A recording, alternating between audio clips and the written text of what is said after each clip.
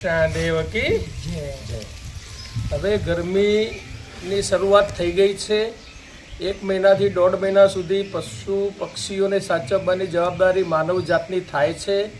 તો દરેક ઘરે આ 22 રૂપિયામાં મળતું વાયર સાથેનું કુંડું જો ઘરની ઓસરીમાં લગાવી દેવામાં આવે તો ઘણા બધા પક્ષીઓને મફતમાં પાણી મળી રહે અને ઘણું બધું પુણ્ય કમાઈ શકાય.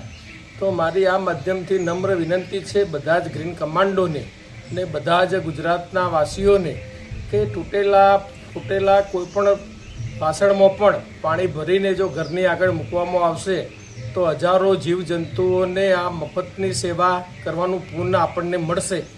તો આ મારી વાત સિરિયસલી માનીને આટલું કામ કરો એવી મારી નમ્ર દિલથી અપીલ છે. Thank you green global brigade. આભાર, ધન્યવાદ. ઘરમાં આ રીતે પણ તમે લગાવી શકો છો. ચકલીઓને સાપથી અને બિલાડીથી બચાવવી જરૂરી છે. તો એવી જગ્યાએ માળો લગાવો કે જ્યાં સાપ અને બિલાડી ના પહોંચે. ખાસ આટલી વિનંતી છે. મારો વિડીયો લઈ લ્યા છે. અમે અમારા ઘરે 111 માળા લગાવ્યા હતા 3 વર્ષ પહેલા. હવે આ 3 મહિનાથી હવે આ ચકલીઓ આવતી ચાલુ થઈ છે. તો 2.5 વર્ષ સુધી આ ચકલીઓએ અમને ઇંતજાર કરાવ્યો.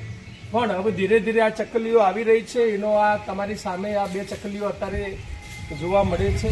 તો આ લુપ્ત થતી ચકલીઓ બચાવવા માટે આવા માળા પણ ઘરમાં એક લગાવો એવી આ માધ્યમથી વિનંતી છે. ચકલીઓને આપણે જ મારી નાખી છે પંખામાં અને આ 20 ટાયરો ઊંચા કરીને. તો આ ચકલીઓ ઘણા બધા નાના જીવજંતુઓથી રક્ષણ આપણું કરતી હોય છે. તો ચકલીઓને બચાવીએ એવી આ માધ્યમથી આપ સૌને વિનંતી છે. અને એમના માટે પણ આવો એક માળો આ પાણીના સાથે એક માળો પણ આપણે કરીએ એવી આ માધ્યમથી વિનંતી છે.